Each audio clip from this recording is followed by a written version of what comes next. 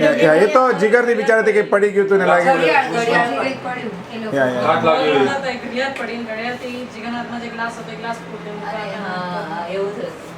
પછી તરત ટાંકા લીધા આપણે.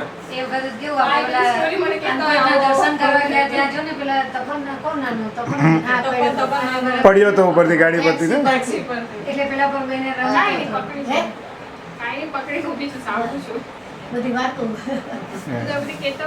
ચપ્પલ ને હજી તો બીજી વખત તમને ખબર નથી, ઇજિપ્તમાં અમે લોકો છે ને ઘોડા પર બેઠા હતા અને અમે પેલી સામે બાજુમાં કઈ કહ્યું કે ઊભા રાખીએ અને ત્યાં આગળ કોઈ એક ઘોડી ઊભી હતી અને તપન ને હું જ્યાં ઊભા હતા ને તો મારા એટલે ઘોડો ઊંચો થયો અને મારા હાથમાંથી તપન નીચે પડી ગયો. નીચે પડ્યો ને એટલે ઘોડાના પગની નીચે જાય એટલે દીપકે એકદમ ઘોડા પરથી ઉતરીને એને ખેંચી લીધો તો બચી ગયો, નહીં તો તપનને તો છુંદા જ થઈ ગયો. બહુ જ નાનો હતો, બહુ જ નાનો હતો. પણ એ તો ખબર ન. અમે ગોવા ગયા હતા ને ત્યારે ઓલી સ્કૂટર આવે પાણીમાં તો નિયતિ તો બહુ નાનકડી હતી પણ જીગા મોટો હતો, જીગા આ બધું બહુ ગમે તો એ લોકો હોય આગળ પાછળ બેસાડે, જે બેસો તો મને કે હા એને બેસાડી દીધો પણ જ્યારે સ્કૂટર લઈને દરિયામાં અંદર ગયો ને ત્યારે હું ડરી ગયો. મેં કીધું મરી ગયા, એકલો છોકરો નાનકડો મેં મૂર્ખાઈ કરી ના બેસાડો પણ એ તો આવ્યો બહાર આવ્યો તો હસતે આવ્યો એ કે શું મજા પડે, બીજા જેવું છે બીજા જેવું કહેતો પણ ડેરિંગ થી બેઠો એ કેવું પડે એકદમ. એ રીતે મેં અહીંયા એને ફોલમાં બેસાડી હતી. અમે ત્યાં જઈને રાઇડ્સ હોય બધી તો એક આમ 25-20 માળનું મકાન હોય અને એની પાછળની સાઈડ પર ઓપન લિફ્ટ જેવું હોય અને તમને ઉપર લઈને ફેંકે સીધા. તો હું રાજેશ્વરી તપન કરણ તપન નહોતો બેઠો, અમે ત્રણે બેઠા હતા, નીચે પડ્યા હતા. મને તો ડર લાગે છે કે ના મરીશું સાથે તું જા.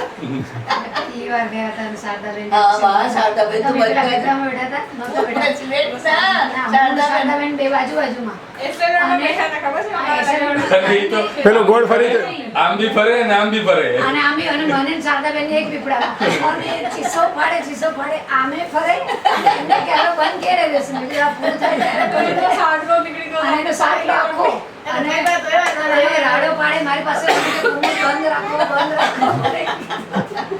એટલે એ તો પીપળું બહુ જ રિસ્કી આમે ફરે આપણે પછી લાગ બેઠા કરે ખબર છે નહીં ના મને તો આમે ઉઠી જાય પછી એ બે એકમાં એને તો સાડલો આમને ચીસો પાડે બે બંને સાઈડમાં બેસતા હતા. પેલા ઊભા આમ ચક્કરમાં ઊભા રહીને આમ ગોળ ગોળ ફરતું હતું ને એમાંય બેઠા. એ તો તમારા લગન નહીં, આ તો બહુ પહેલા ત્યારે બી મને ત્યારે બી વિચાર આવતો કે ભાઈ મારે ડેરિંગ સારી કહેવાય કે આમાં બેસી જ બેઠા હતા બધી રાઈડમાં. હા બેઠા હતા ઉસરી નિયતિ ને બેઠા હતા. બેનને શોખ હતો પેલા નાનપણથી ચકડોળમાં બેસે ને આ બધો બહુ શોખ હતો ને નાનપણથી. મટકલી તને ખબર છે તું એસેલવડ ગઈ છે પછી મેસરિયા મારા બાપા ગુસ્સે થતા હતા કે નહીં ક્યારે ખબર સડકી હતી. છોકરો આવ્યો ને મોટો બળભદ્ર હા ત્યારે ઈ મેસરિયામાં ઓલું હતું ગાડી રેવાયેલા હતા તો તારા રાબજી આવ્યા ગાડી અમે હું પછી આગળથી ગઈ બધા રાબજી રજા હતી સંડે આવ્યા અને અમારે અહીંયા જમવા જવાનું હતું એટલે કાંઈ હતું ને આવ્યા ને પછી કાંઈ ફટકું તો વયા ગયા પોતાર બકારે વયા ગયા જમવાનું તો પડ્યું અને પેલા કે હાર પર જમવા ભરી ગયું પછી જમવા તો યાદ પોતે કાંઈક બાપા કંઈક બોલ્યા બાપાનો સ્વભાવ હતો ને બાપા બોલે પછી કે આ ક્યાં ગયો ક્યાંક તો આકાર ફોન આવ્યો કે હું આકાર પહોંચી ગયો છું. એટલે દાદાનો સ્વભાવ ગુસ્સાવાળો હતો કે મજાકવાળો હતો? દાદાનો ગુસ્સા સૌથી ગુસ્સાવાળો સ્વભાવ દાદાનો. દાદા એવા બાપા બોલી નાખે બાપા બોલવાનું બહુ. મોટી બાનો સ્વભાવ તો કઈ નતો, મોટી બાનો સ્વભાવ તો એકદમ શાંત હતો. શાસ્ત્રી કાકા બી સારા બી. એ તો હસમુખ સ્વભાવ. રણનાથ કે પેલા જમાનામાં બધા ઈ ખબર ને રણનાથ બોલું કાકા ને રણનાથ નાનકા હું તો હા હું તો કોઈ દે હાંડું આયો અંદર કોઈ એક સતે બોલે રણનાથ નો એક શું હું શું બોલું છું રણનો બોલું છું ના અમે તો સાંભળવા પહેલા બોલતા હતા બા. હા બધી વાર બોલે છે બીજું બાકી વાત તો આપણે ઘરમાં દાદા જાય છોકરા રમડે ખોલ કે આવો આવું બોલે દીકરી દીકરા એમ કે છોકરા રમાડે ને. પછી મરી જાવ ને એવું બોલે ને આપણે, રાઈટ? મરી જાવ ને એવું નાનું કાકા બોલનાર, ગોલુ કાકા બોલતા ને, ગુણવંત કાકા રમાડે ત્યારે એવી રીતે બોલે, મરી જાવ ને તમે. ખોલકી નો કે ને હે? ઓકે. ગધેડું એના છોકરાને ખોલકી નો કે ને એ ખબર હતી. આમ તો હસાવે. ખોલકી એટલે ને. ખોલકી ગધેડા છે. એ તો દીકરી દીકરા રમતા રમતા એવું રમત પણ એમને કાંઈ ન બોલે એવું નહીં. અને ગામડામાં રહે ને આવું બોલે. અને હું તો મારા ઘરમાં કોઈ બોલાય ને મને તો એવું લાગે આપણને તો meaning જ મને જ્યારે મને ખબર બધું meaning ખબર હોય. અમારી સાથે બધા બોલે કાઠિયાવાડ કાઠિયાવાડ બોલે બોલે. બધા ખબર હોય. એટલે ગુણકાકા એના બધી ગુણકાકા નાનું ગુણકાકા તો બહુ જ બોલે, નાનું કાકા ઓછા. પણ ગુણકાકા એ મારા દાદા જેવું. દાદા જેવું જ બોલે, મેં સાંભળ્યા છે એમને, મેં સાંભળ્યા છે એ બોલતા. બોલે બધા. Yeah, yeah.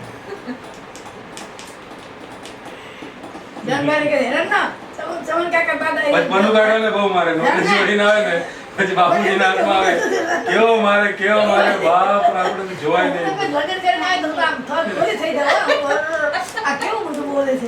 અને અમે તો જામનગરમાં રહ્યા ને અમારે બોલે એકદમ ચોખ્ખી, સાવ ચોખ્ખી બોલી, સાવ નહીં સુપડું આ તે એવું ચોખ્ખું. જામનગર બોલ જોજો બહુ ચોખ્ખી બોલી હો. પછી બધું હું ચોખ્ખું બોલું મારા બાપમાં. આપણે કે વાટકો છાસ ચાલો તો શું કે વાટકા વાટકો વાટકો.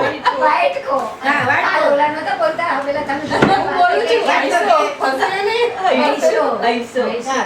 એને અમારે માં ચોખ્ખો વાટકો પણ અને જામનગરની એની બોલી બહુ ચોખ્ખી સાવ ચોખ્ખી એકદમ કાઠી. તમારા પપ્પા બાપુજી દાદા પ્રિન્સિપાલ પણ હતા ને અરે અમે તો મોસાળ જાય એટલે પછી નહીં. તમારું કોઈ ભણતર દિવસ બાના ઘરમાં મોસાળ વેકેશન આવે ને મરી ગયા અમે વસે જાય દરરોજ રાતના એ બેટા 50 આંટા મરાવીને પેલા ઓલા બધા ટેબલ બોલાવે, દરરોજ ટેબલ બોલાવે, મારીને બોલાવે.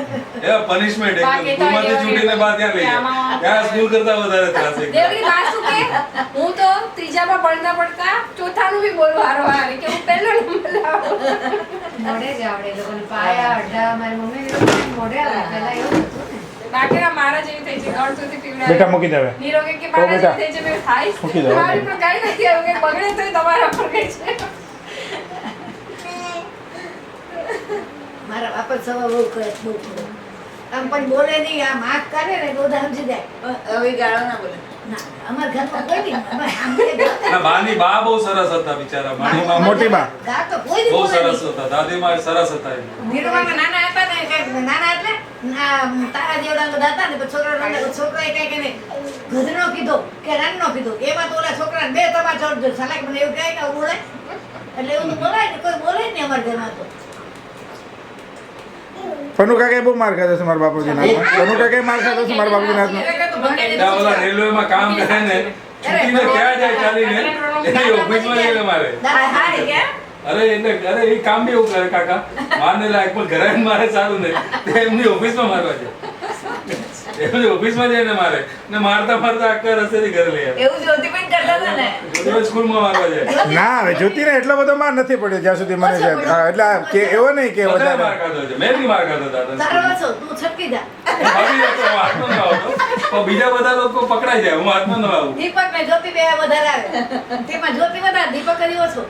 મને બહુ યાદ નથી બહુ માર ખાધો એવો. મને બહુ યાદ નથી માર ખાધો એવો એમ. જ્યોતિને તો વધે. પપ્પાને ના એને નહીં બહુ. જ્યોતિબેન તો કે મારા બાપા મને મારતા એક ફેરે સિનેમા કાંઈક જોવાનું હતું ને જોવા ગયા હતા નાટક કે કાંઈક આવ્યું હતું બીજા એક નંબરમાં બેન આપણે બેન ને એક નંબરમાં અને રાતના કેટલા 12 વાગ્યા પણ મેં નીરવને કીધું દીપકને કીધું દીપક જ્યોતિ આવ્યો નથી આપણે જાગ્યા ક્યાં ગયો છે આવ્યું છે ને જોવા ગયો છે તોય તો ગયા એમાં જઈને ગોઈ તો મારતા પછી બીજા કે કાકા મારો અને છે ને એમના ગુસ્સામાં એમને કઈ ખબર ન પડે. એક વખત વેકેશનમાં અહીંયાથી શાંતિમામા વલસાડ હતા, ત્યાં ગયો. પછી હું ને શાંતિમામા લલિત અમે લોકો અમદાવાદ ગયા. બાને કીધેલું આવી રીતે બધું કે આવી રીતે અમદાવાદ જશું, ત્યાં મોટા મામા રહેતા અમારા. મેં કીધું ત્યાં રહીશ બધા સાસરી કાકા બધાને ઘરે. પછી આરામથી આવીશ, વેકેશન હતું શું કામ, ત્યાં ગયા હતા. તો એમને સાસરી કાકાને ઘરે કાગળ લખ્યું કે અમારા મૂર્ખાનંદ ક્યાં આવ્યા છે, શું કરે છે, કઈ હાલતમાં છે, કોના ઘરે રહે છે. એમને કીધું તમારા બાપાએ આ કાગળ લખ્યો છે, પેલી ગાડી પકડીને આવી જાય ઘરે.